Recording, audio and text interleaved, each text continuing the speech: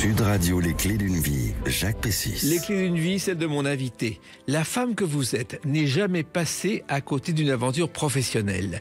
La passion est votre moteur, et pas seulement lorsque vous entendez ce mot sur les plateaux de cinéma. Votre côté nature, vous l'exprimez aujourd'hui dans un livre dont les textes mériteraient d'être en vers, et même s'ils ne sont pas contre tous. Bonjour Fanny Ardant. Bonjour. Quelle joie de vous rencontrer parce que vous êtes rare devant les micros. Vous avez une carrière phénoménale.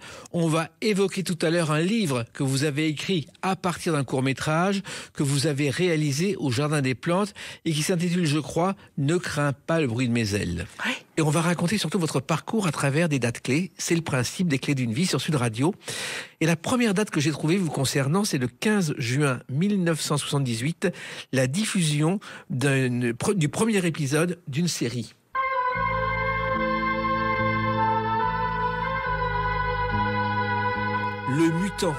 Le Mutant qui est une des rares séries de science-fiction de l'époque à TF1. Et c'est votre premier téléfilm ? Oui. C'est extraordinaire. Oui, je me souviens parce que moi, je n'avais fait que du théâtre. Oui. Et puis, tout d'un coup, il y a eu plusieurs actrices qui ont été appelées pour faire des essais pour Le Mutant. Et je me souviens que il y en avait 10, puis finalement, il y en avait 8, puis finalement, il y en avait 5, puis finalement, il y en avait 3.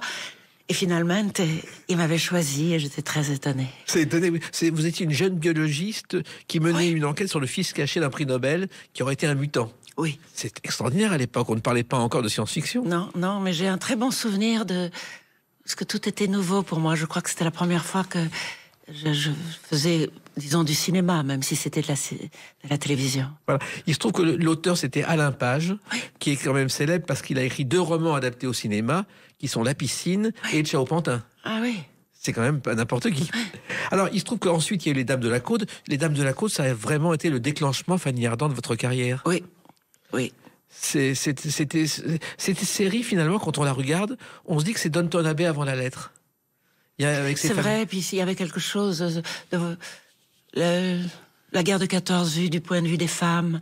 Il y avait des grands personnages comme ça, romanesques. L'amour, la guerre, la peur, la trahison, tout ça. Donc, Nina Companès, c'était une grande scénariste. Oui. Elle écrit très très bien.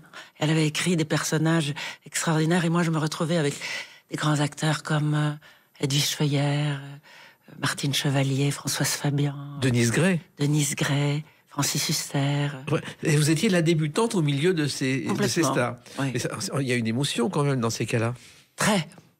Mais en même temps, comme c'était que des grands acteurs, je trouve que la marque des grands acteurs, c'est que c'est comme s'ils remettaient toujours tous les compteurs à zéro. C'est-à-dire qu'ils ne m'ont jamais traité comme une débutante. On était jetés ensemble dans cette histoire qu'on allait raconter. Alors, au départ, je crois, Fanny Ardant, que le cinéma, c'était pas votre passion. Votre première passion, c'était l'opéra. Oui, ça a été le théâtre que j'ai eu envie de faire en regardant très jeune, et petite jeune fille à Monaco, l'opéra. Et je disais toujours d'être sur scène, un rideau qui s'ouvre, et tout d'un coup de raconter une histoire. Je n'ai jamais pensé chanter, mais j'ai toujours pensé que j'avais envie de dire des textes forts, une langue forte, une langue poétique.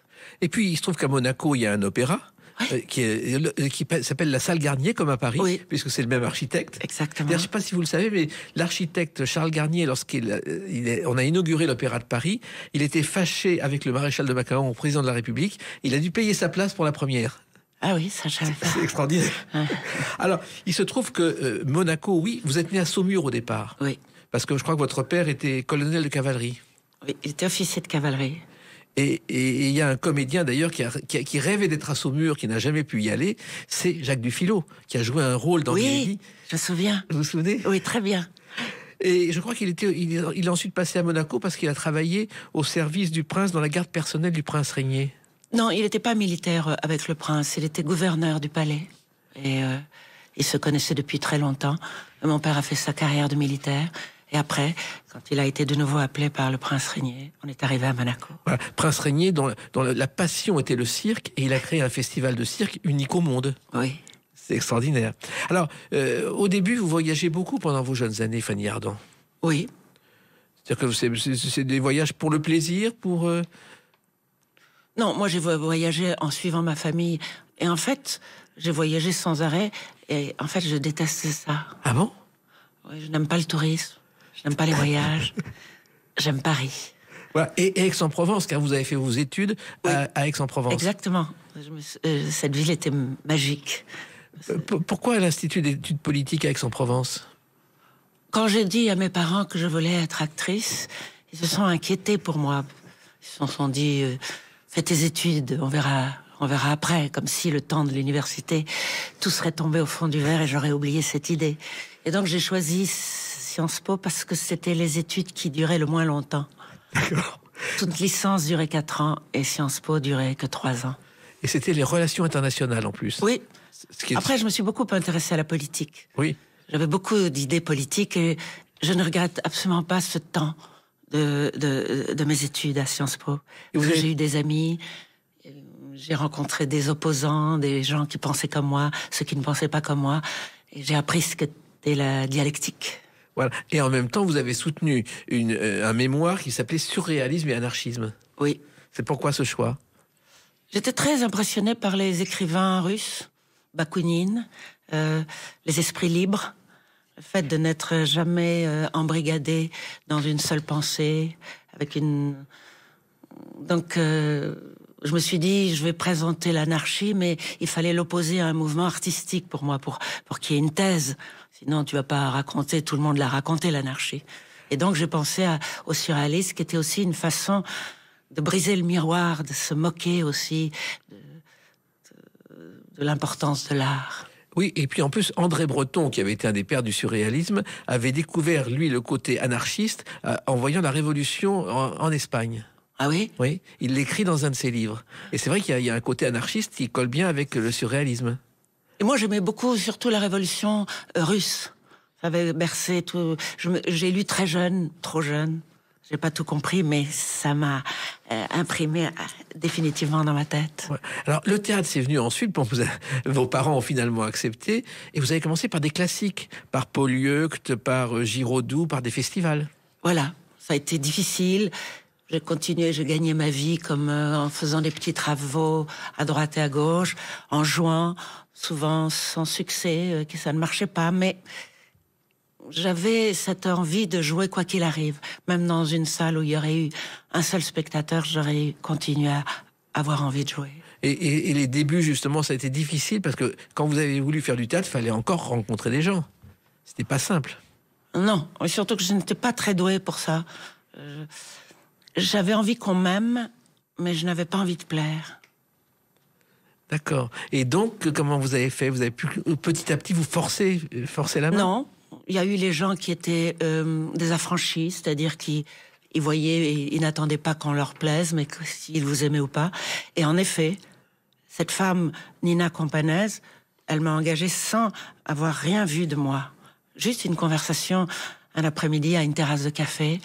Et voilà, comme les êtres libres qui... Vous savez que comme on sent les choses, comme on sent le vent, ou comme on sent l'arrivée des animaux.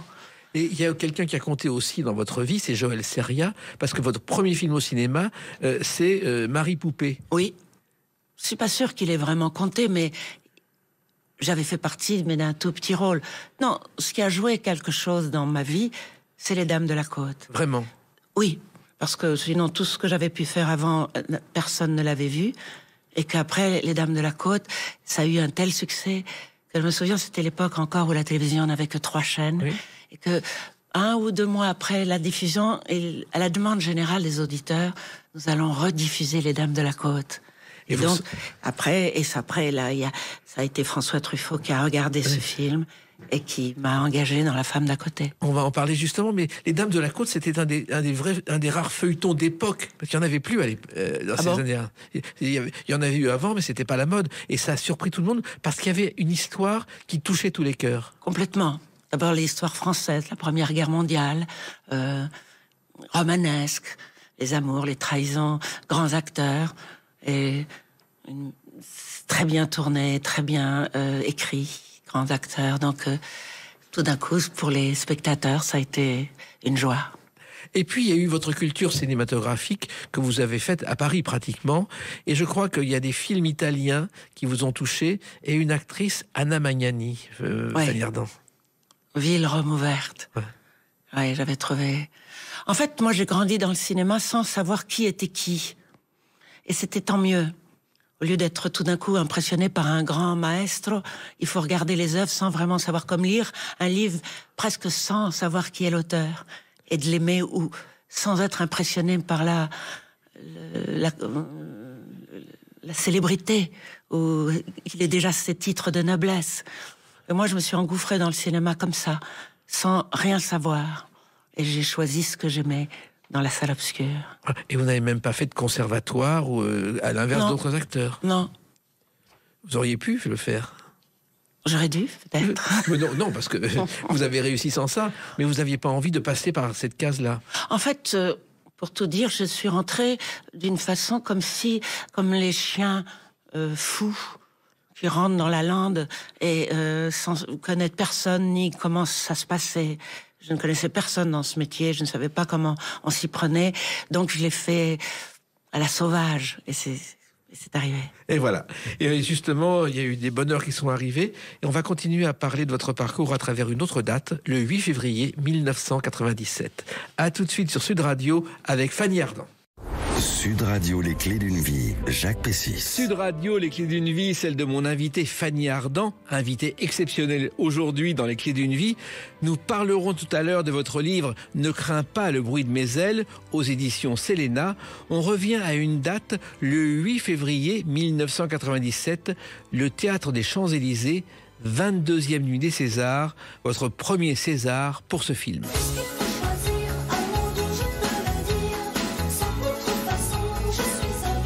Pédale douce avec vous de Gabriel Aguillon, où vous jouez un emploi qu'on n'imaginait pas.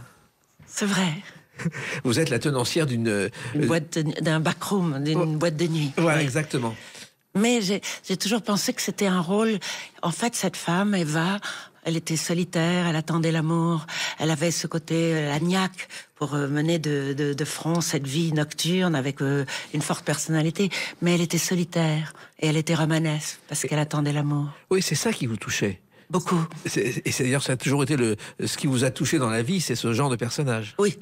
Je pensais toujours que c'était toujours l'amour qui anoblissait les êtres. Voilà, parce qu'on pense, a priori, certains pensent que ce film, votre rôle est un rôle de comique, c'est pas du tout ça, il y a de l'émotion. Oui, oui, parce que, vous savez, il y a moi je ne suis pas comique, mais il y avait les situations qui étaient comiques. Ouais. Il y avait des acteurs comme Richard Berry, Tim Seat, où c'était les situations, Michel Larocque, les dialogues avaient été écrits par Palmade, donc il y avait... C'était les situations, mais tous ces êtres étaient vrais. Ils n'étaient pas faits pour faire rire. C'était nous qui rions d'eux, mais eux, ils étaient graves. Et il y avait quand même contre vous dans les Césars Catherine Deneuve, Charlotte Gainsbourg, Marie Trintignant. Vous étiez surprise d'avoir ce César? Oui. En plus de ça, moi, je n'ai jamais beaucoup cru ni aux décorations, ni aux récompenses. J'ai toujours pensé que c'était éphémère et agréable dans ce côté éphémère. J'ai souvent considéré que les Césars, ou comme les prix, c'était comme un gelato, oui. Une glace. Tout le monde aime les glaces. Mais c'est un moment d'émotion quand même. Oui, oui, oui. Et puis, tout d'un coup, en une minute, quand on doit remercier, on revoit comme une fulgurance tout ce temps où on a vécu. Parce que moi, je pense toujours que le plus important dans la vie, c'est au moment où on fait les choses. Quelquefois, c'est des échecs, quelquefois, c'est des succès, mais rien ne remplace le moment où on a fait les choses. Alors, il y a eu un autre film qui a été important et qui a marqué, qui est récent, c'est Les Rois de la Piste, où on vous compare à Mad Alton. Fanny Ardant. Oui, j'ai beaucoup aimé jouer ce rôle avec tous mes fils, mes petits-enfants, et que ce soit elle, l'âme damnée de ce clan. Et, tu vois, c'est extraordinaire, une voleuse émérite, maligne, comme... et avec un caractère difficile. Comme vous savez, les mères un peu trop imposantes, un peu trop qui se mêlent de tout, qui donnent des notes. J'ai beaucoup aimé ce rôle. Oui, et puis c'est des rôles où il faut vraiment se mettre dans la peau du personnage, ça prend du temps, ou ça vient instinctivement. Moi, je crois que... Je sais jamais de quoi c'est fait un rôle. C'est tout d'un coup, c'est comme si tout était dans le noir, et que tout d'un coup, quand on vous disait action... tout ça sort d'une façon qu'on n'avait pas prévue. Mais comme avec le petit fil conducteur, à partir du moment où moi j'ouvre un scénario et que j'aime le rôle, voilà, je fais confiance au fait que tout ce qui est en moi va rentrer dans ce rôle que j'aime. Alors ce rôle, effectivement, d'une Mad Dalton, ce qu'on ne sait pas toujours, c'est que René Goscinny a inventé Mad Dalton pour Lucky Luke et les Dalton, mais que ça vient d'un personnage qui a vraiment existé, qui s'appelait Ma Barker, qui était une femme dans les années 1920, avec ses enfants, qui dirigeait un gang, comme celui que vous évoquez. Ah ouais, j'adore ça. Alors, le premier metteur en scène, vous l'avez cité, qui a vraiment cru en vous, c'est François Truffaut, et je crois que tout a commencé par une lettre avec 6 pages que vous avez reçue chez vous. Oui. Il disait que dorénavant, regarder la télévision le samedi soir, c'était une joie. Parce que vous avez vu. Voilà, parce qu'il trouvait formidable cette histoire, ce feuilleton. Donc, et après, il a écrit une sorte de synopsis pour La femme d'à côté, et avec Gérard Depardieu. Et on est parti tourner à Grenoble 6 semaines. Et François Truffaut écrivait les dialogues tous les dimanches pour la semaine suivante. Ah bon? C'était pas facile, ça? Oui, mais justement, j'aime bien dans un rôle quand il n'y a pas de sécurité, quand il n'y a pas d'habitude. Et donc, j'ai gardé un souvenir magnifique de ce temps-là. Et en même temps, c'est là où vous avez rencontré Depardieu. Oui. Avec qui? Et je me rappelle de la première scène où mon mari me disait « Je te présente notre voisin ». Et lui, il était off et moi, j'étais devant la caméra. Et je me rappelle que quand il m'a tendu sa main pour la serrer, c'est comme si je savais qu'il allait être un grand danseur et qu'il allait m'emmener danser. Alors que moi, c'était mon premier grand rôle au cinéma. Et il a été avec cette générosité où il a embarqué tout. Moi, à chaque fois que j'ai serré la main avec Gérard Depardieu, j'ai cru qu'il allait me la broyer, tellement il serre la main si très fort. Oui, mais en même temps, il y avait une sorte de chaleur. Complètement. De chaleur sincère, mais il dit, bah, franchement. Alors, il se trouve que ce film, en plus, c'était une histoire où on peut mourir d'amour. Et ça, c'est aussi quelque chose qui vous a touché. Oui, moi, je crois que j'ai été bercée toute mon adolescence par tous les romans des grands auteurs russes ou français ou anglais, ou le fil conducteur de tous ces romans, c'était l'amour. Donc, et qu'il fallait mieux mourir d'amour que de se résigner. Alors, vous dites que François Truffaut écrivait le dimanche, mais moi, je me souviens de sa rigueur. Je me souviens de son bureau. Je vous ai d'ailleurs un jour interviewé où il y avait des romans policiers partout, une bibliothèque à l'anglaise. Oui. C'est rarissime dans un bureau. Mais c'est pas rarissime pour un homme comme lui, parce qu'il lisait beaucoup. Et justement, les romans noirs qu'il adorait. Et les romans noirs ont conduit à un film en noir et blanc, Vivement Dimanche, qui lui aussi a été un événement, Fanny Ardant. Oui, avec aussi Jean-Louis Trintignant. Une sorte de... Quand souvent on demande de parler des metteurs en scène avec qui par qui on a été dirigé, moi je me souviens toujours que la marque des grands metteurs en scène, c'est ceux qui font de leurs films une sorte de passion, une joie. Tout est important, tout est vécu d'une façon intense. Et les grands metteurs en scène ne se reposent jamais sur un acquis. À chaque fois, il faut remettre ses billes en jeu. Un nouveau film, il n'y a pas de sécurité parce qu'ils en ont fait 20 ou 30 ou 10 qui ont été des succès. C'était comme ça que je reconnaissais la ferveur d'un metteur en scène à sa joie et de faire ce qu'il était en train de faire. Oui, et en même temps, ce film était né d'une passion de François Truffaut pour un film, Le Grand Sommeil de Howard Hawks, qui est un film d'ailleurs où il y a une querelle en coulisses entre Howard Hawks et Humphrey Bogart, parce qu'ils ne sont pas d'accord sur la fin du film. Ah oui. Ça, c'était un moment extraordinaire. Et c'est vrai qu'il y a une inspiration de ce cinéma qui apparaît dans ce film, où vous êtes une femme qui mène une enquête, ce qui à l'époque n'était pas si fréquent, Fanny Ardant. Non, c'est vrai. On était loin d'aujourd'hui. Oui, et justement, il aimait beaucoup le The Big Sleep parce que il disait, on subit le charme de ce film sans vraiment tout comprendre des tenants et aboutissants. Et il voulait que dans Vivement Dimanche, les personnages soient comme ça, crédibles ou pas crédibles, mais qu'il fallait subir un charme. Alors, le fait que vous soyez une femme aussi, à l'époque, c'était pas courant, mais pour vous, une femme, on l'admire pour ce qu'elle fait et pas pour ce qu'elle est une femme. Non. Avant d'être une femme, on est un être humain. Voilà. Et que... Je sais que moi, dans ma génération, j'avais admiré des femmes comme Golda Meir, j'avais admiré des femmes comme Indira Gandhi. J'avais l'impression que... je pensais toujours que la liberté et la force il faut la prendre de soi-même. Il ne faut pas attendre qu'on nous la donne. Vous avez travaillé, Fanny Ardant, avec des metteurs en scène d'exception. Bon, il y a eu notamment, qui avait une expérience, Alain Resnais, par exemple, qui était l'homme le plus timide de la Terre. Oui, très charmant, très doux, et très timide, en effet. Mais sachant ce qu'il voulait aussi. Vous voyez, cette marque de fabrique comme des petits boxeurs dans l'ombre qui se battent pour ce qu'ils ont envie de faire et de donner. Puis vous avez tourné dans le dernier film de Michelangelo Antonioni. Oui. Ça, c'était un moment d'émotion aussi. Oui, parce que moi, j'adorais ce metteur en scène. Voilà, quand vous me parliez des metteurs en scène italiens. Et ça s'appelait Adila Deleno, volé par-delà les nuages. Et cet homme qui avait été paralysé, et qui avait de la difficulté à marcher, qui ne pouvait pas s'exprimer, il a fait exactement ce qu'il voulait, avec d'une façon presque surréaliste et poétique. C'était son film. Et il avait un assistant qui était Wim Wenders, qui a fait une grande carrière ensuite et qui l'a aidé dans ce film. Moi, je pense que Wim Wenders était là pour rassurer les assureurs. D'accord. Mais que Antonioni n'a jamais laissé dicter ce qu'il devait faire.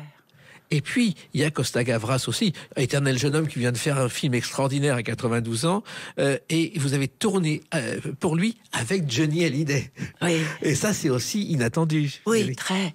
On faisait partie aussi, j'étais la femme d'un gang de voleurs. Et j'ai beaucoup aimé tourner et travailler avec... parce qu'il était humble, Johnny Hallyday. Quelquefois, il avait le trac et moi je lui disais, mais comment ça se fait? Tu chantes devant des concerts extraordinaires. Et j'aimais bien que ça soit tout d'un coup le petit jeune homme qui revenait et qui avait le trac. Oui, je crois que son rêve aurait été d'être acteur.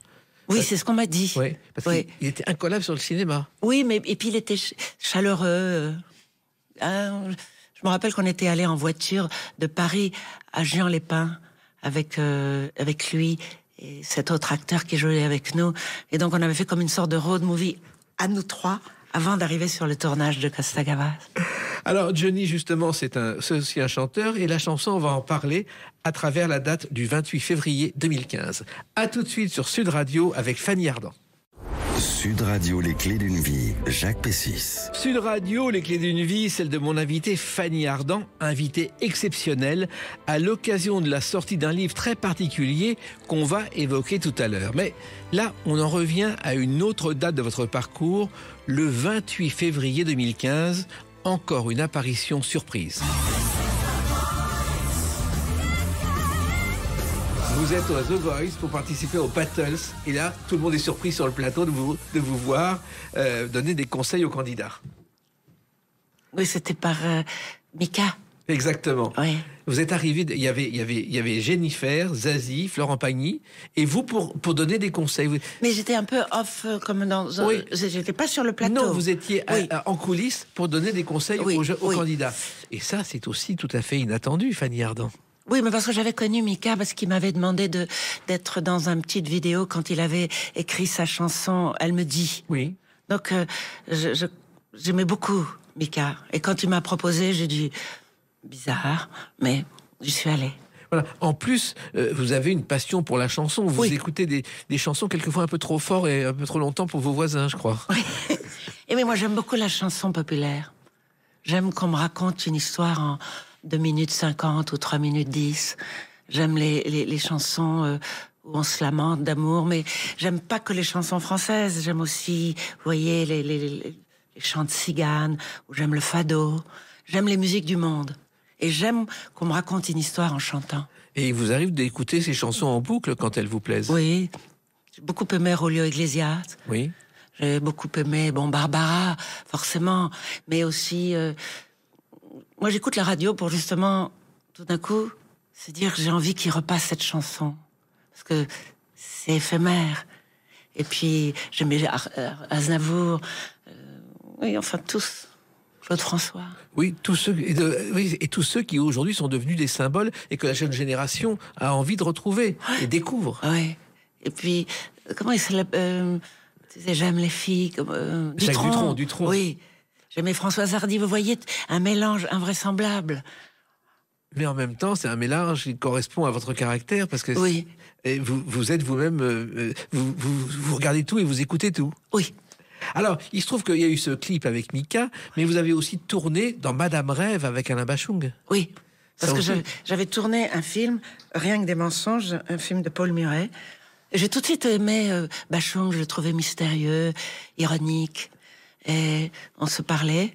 Et après ce film, il m'avait demandé de tourner dans cette... qui était très beau picturalement. C'était très beau, dans un manège. Il a eu du mal, Bachung a débuté, mais aujourd'hui, il est culte. C'est vrai qu'il y a pendant des Ben, années... lui aussi, parce que c'est comme Gainsbourg. C'est un grand parolier. Il dit des choses... vous vous rappelez, plaie, blessure. Tu vois, il avait quelque chose en lui de tourmenté. Et ce que j'aime, c'est quand tu allies le tourment avec l'ironie sur soi-même. Tu vois, comme si on est mal dans sa peau, mais qu'on s'en sort en faisant l'idiot. Voilà, Gainsbourg, les premières chansons, on a un peu oublié, le Poissonneur de Lilas, ça marchait pas du tout. À part Montant et Signoret, personne ne voulait l'écouter. Moi, j'aime beaucoup ça. Ouais. C'est comme, vous savez, les petits chênes qui ont du mal à démarrer au milieu des arbres, et puis tout d'un coup, dans la forêt, clac. Moi, Gainsbourg. Génie. Un génie. Et puis, il y a une chose qu'on ne sait pas, c'est que vous avez failli devenir danseuse, je crois, à Londres, au Playboy. Non, parce que je devais gagner ma vie et que j'avais été au Playboy Club. Et à Londres, oui. À Londres. Et on m'a dit que j'étais trop maigre, que je pouvais pas être une bunny girl. Vous vouliez faire ça vous amusait? J'aurais fait n'importe quoi. Et donc, on m'a dit, vous vous occuperez des fiches de salaire des bunny girls. C'était un autre travail, mais c'était ça. Donc j'étais au sous-sol et je les voyais arriver, charmantes. Hello Fanny, hello Fanny. Mais c'est vrai, et on oublie que Playboy, finalement, c'est une idée de Hugh Hefner, qui était au départ docteur en philosophie, qui a voulu faire un journal pour les hommes, pour distraire les hommes. Et ça a marché au-delà de tout ce qu'on peut imaginer. Comme quoi, la philosophie mène à tout. Exactement. Mais en même temps, d'ailleurs, ce journal, souvent, les hommes le plaçaient dans un grand journal économique, en se cachant pour ne pas montrer qu'ils lisaient Playboy. Alors, vous avez aussi chanté, et il y a sur l'album L'envers du monde de la Fondation de France, il y a une chanson, et il y a des duos, et un duo avec Patrick Bruel, Alex Baupin, et un duo aussi très célèbre.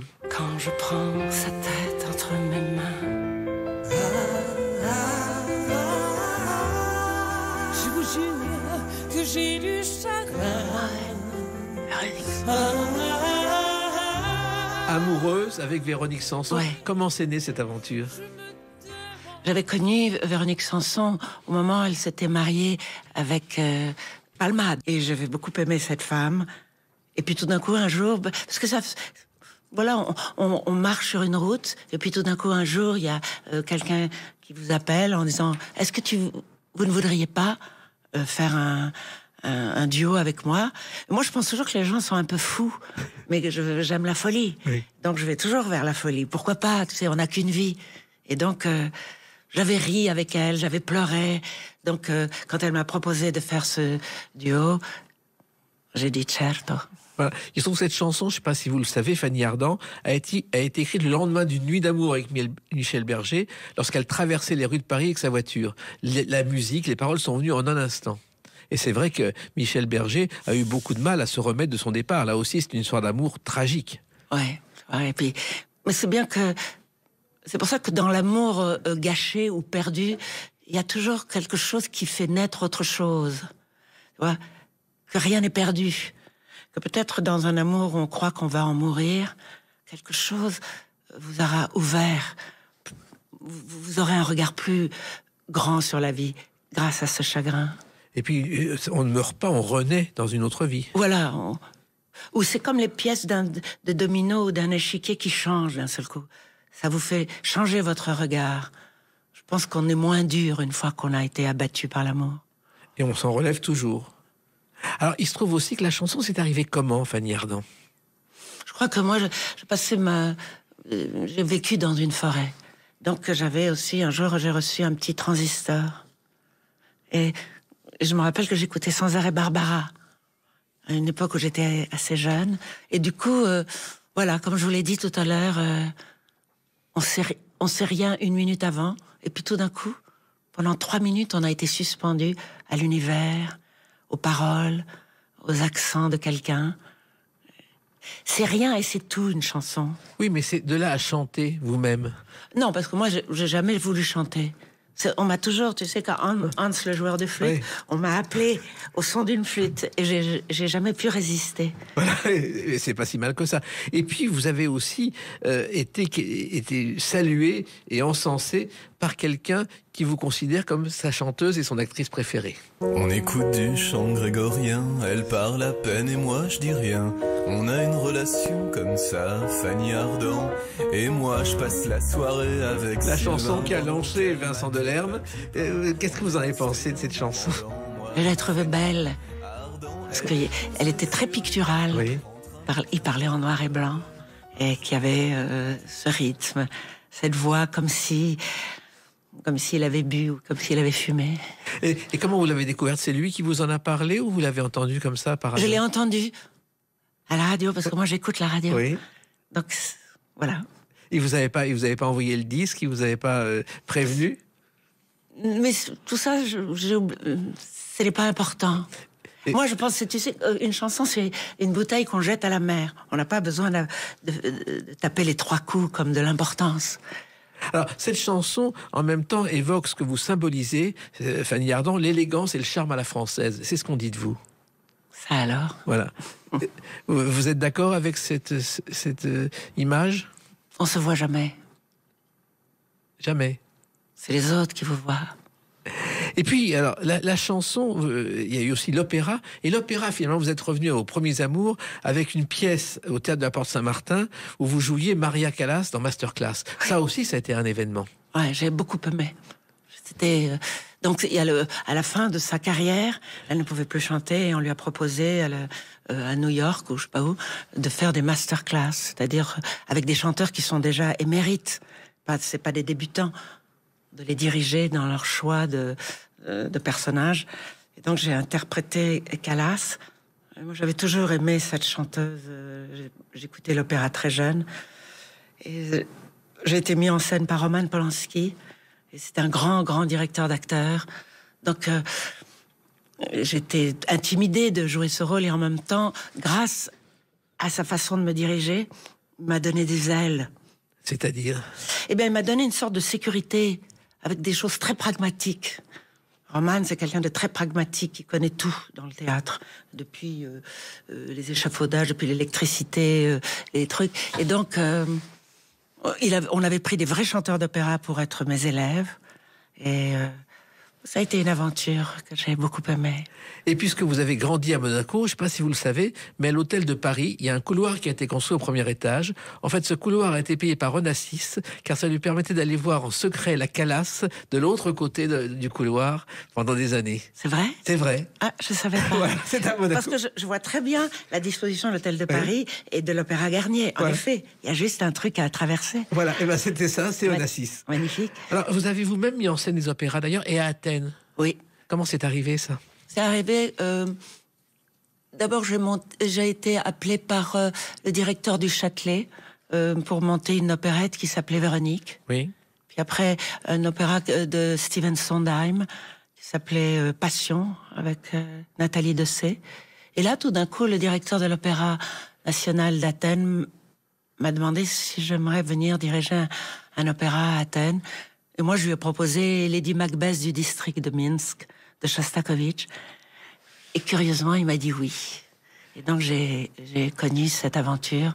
Et après, il n'y a pas longtemps, il m'a redemandé. Et j'y suis retournée pour mettre en scène un opéra de Rachmaninov qui s'appelle Aleko. Voilà. Et c'est un opéra qui a été composé en 17 jours comme une épreuve de fin d'études au Conservatoire de Moscou. Ce qui est extraordinaire. C'est fou. C'est fou, hein? Oui. Mais finalement, passer d'un rôle à un autre, c'est ce qui vous plaît. Peu importe le rôle, ce qui compte, c'est de changer.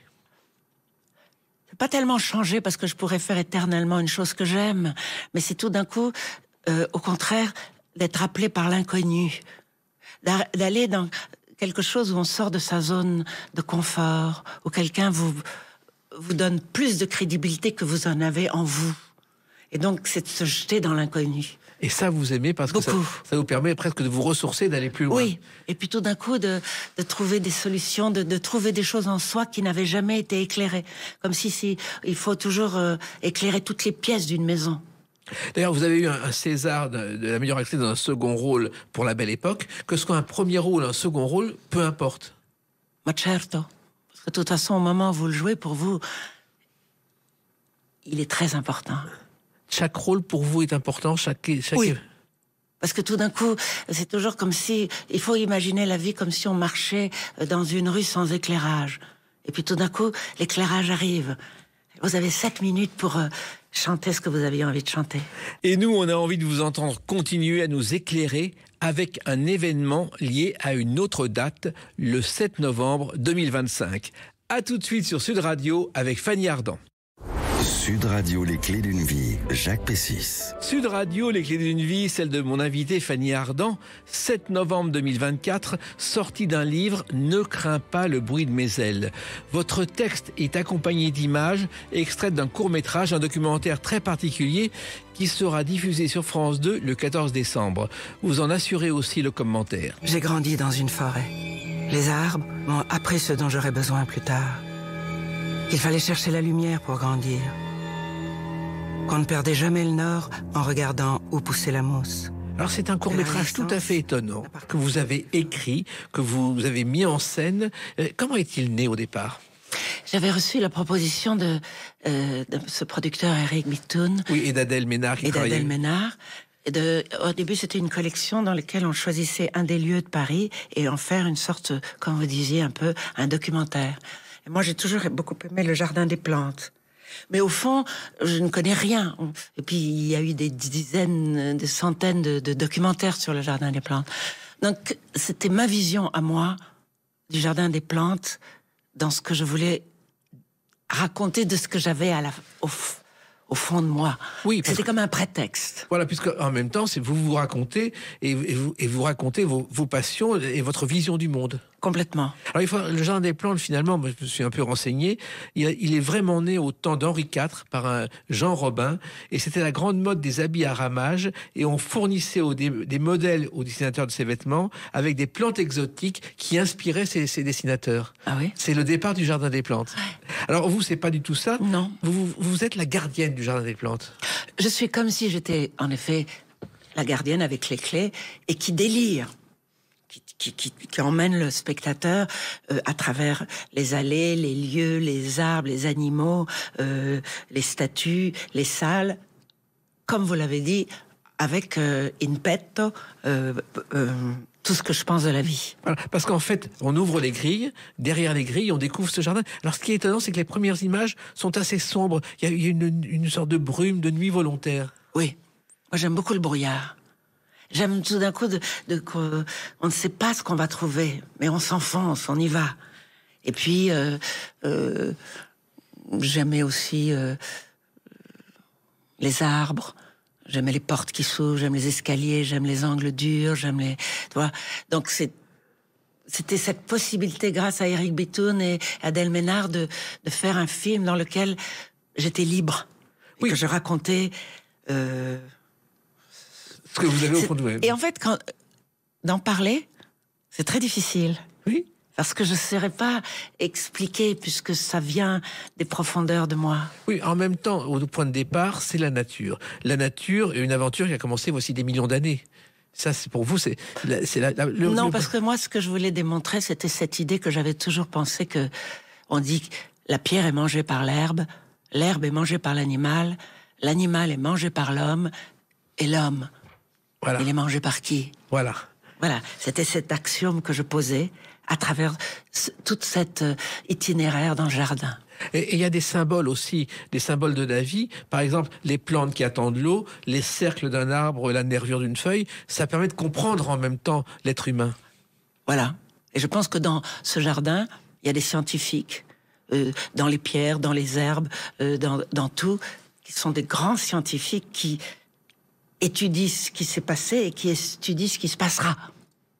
En même temps, justement, pour préparer ce film, vous êtes allé au Jardin des Plantes, vous avez rencontré des scientifiques, Fanny Ardant. Oui. J'ai pas tout compris parce que je n'ai pas de connaissances scientifiques, mais ce qui me plaisait, c'était leur passion. Et justement, ils m'ont ouvert des endroits, des souterrains, ils m'ont montré des pierres, ils m'ont montré des livres. Ouais, c'était comme si je n'étais pas le touriste qui voilà, va visiter les choses qui est...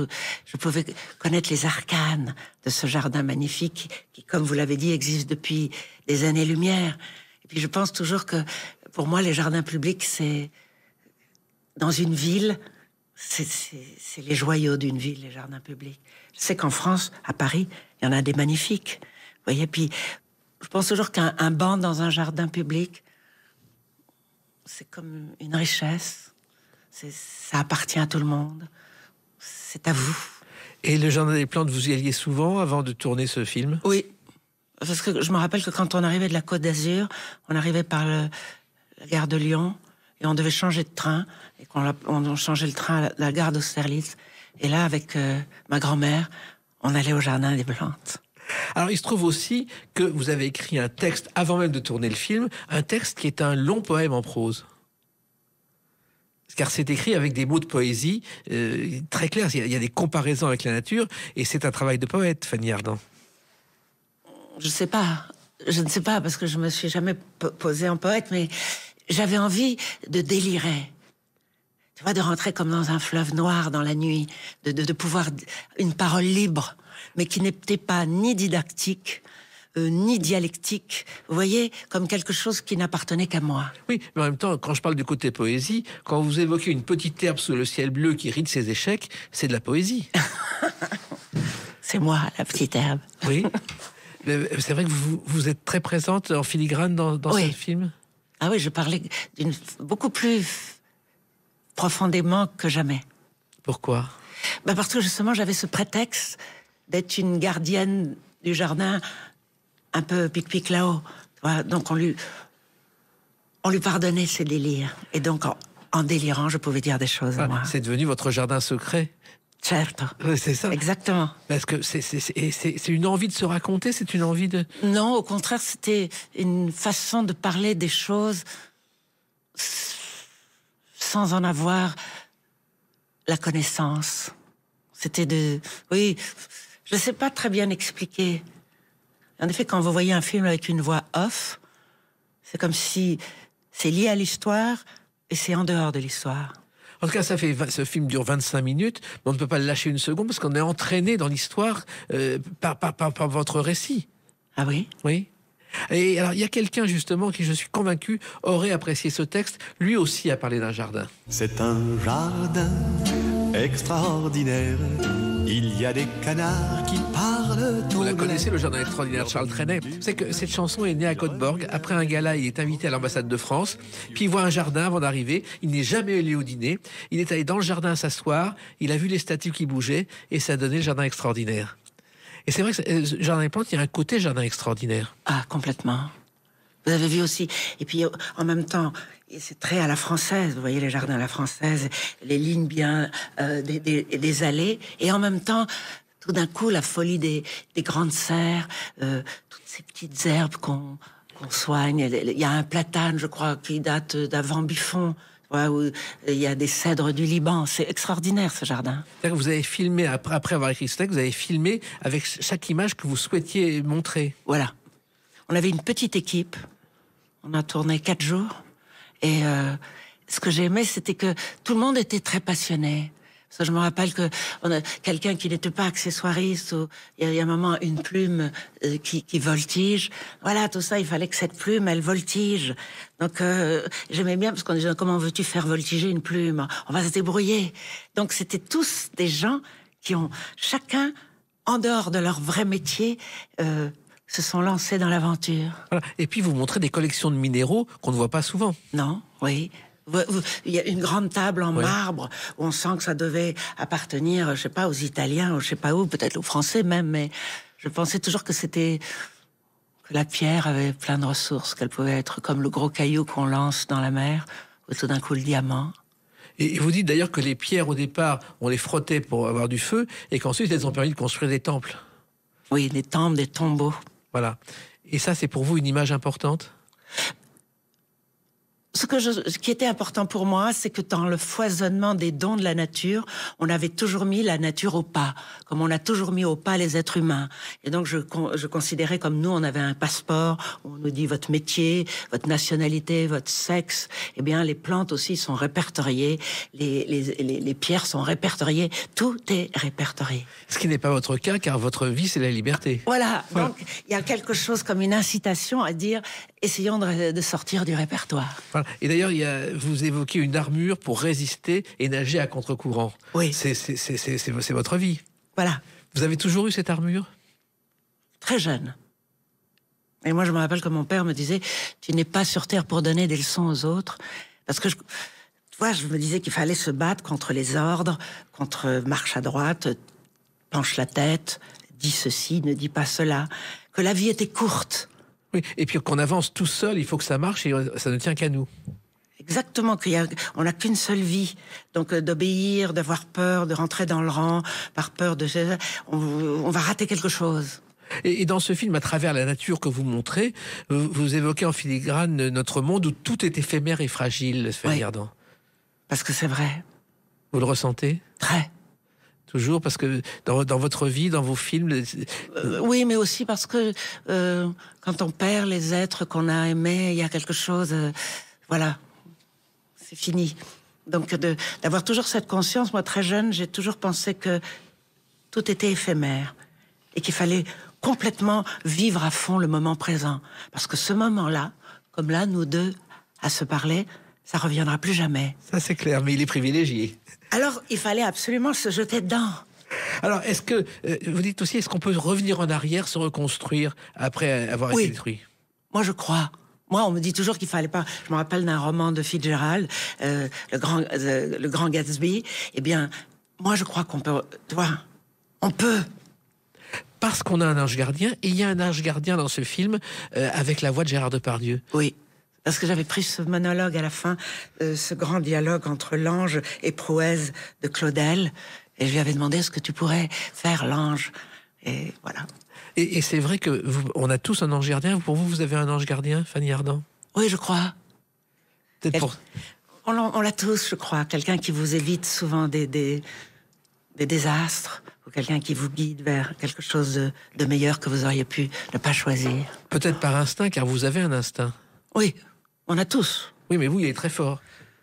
Un peu comme le côté méfiant, tu vois, comme les loups. Oui, mais quand vous foncez, et c'est souvent l'instinct qui décide. Oui, souvent, moi j'ai dit, j'aurais que mes larmes pour pleurer, mais j'y vais. Vous avez raison.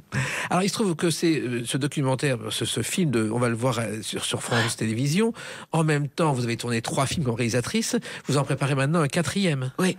Vous allez tourner, je crois, loin de France. Je vais tourner dans les îles Açores.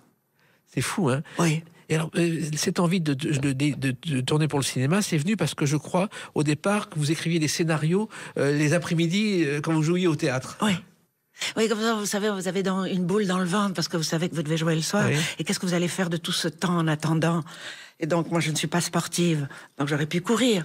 Et puis, mais j'écrivais avec plusieurs fois des histoires complètement folles qui n'ont jamais vu le jour, et puis certaines qui ont vu le jour. Et en même temps, un jour, un producteur vous a dit, on fonce. Voilà. Et finalement, c'est une autre vie. C'est très différent de réaliser que de jouer. Ah oui, tout à fait. Et à chaque fois, c'est un métier qu'on apprend. Oui. Et puis aussi la connaissance des acteurs, tout en sachant que les acteurs, c'est chacun... Il n'y a aucun acteur qui se ressemble. C'est comme sur un terrain nouveau, dans lequel il faut planter un arbre nouveau. Donc c'était aussi toute cette chose de rentrer sans rien savoir. Le secret de votre éternelle jeunesse, Fanny Ardant, est-ce que c'est pas finalement faire autant de choses très différentes? Peut-être, ou ça a été aussi la joie de la vie, que la vie a plus d'imagination que nous, qu'elle lance des filets. Alors, allez, on l'attrape ou pas? Et l'avenir? On le sort. J'ai joué au théâtre l'année dernière, et tout d'un coup, je vais partir sur les routes de France, jouer ce spectacle que j'avais joué au Théâtre Marigny. Voilà, donc c'est un avenir heureux, c'est toujours le sourire aux lèvres, vous partez vers ces aventures. Oui. En attendant, il y a ce livre magnifique aux éditions Séléna et ce documentaire sur France 2 le 14 décembre, Ne crains pas le bruit de mes ailes. L'occasion de découvrir un autre de vos talents. Merci Fanny Ardant d'avoir, avec votre sourire et votre intelligence, répondu aux questions des Clés d'une vie sur Sud Radio. Merci à vous. Et à bientôt. À bientôt. Les Clés d'une vie, c'est terminé pour aujourd'hui. On se retrouve bientôt. Restez fidèles à l'écoute de Sud Radio.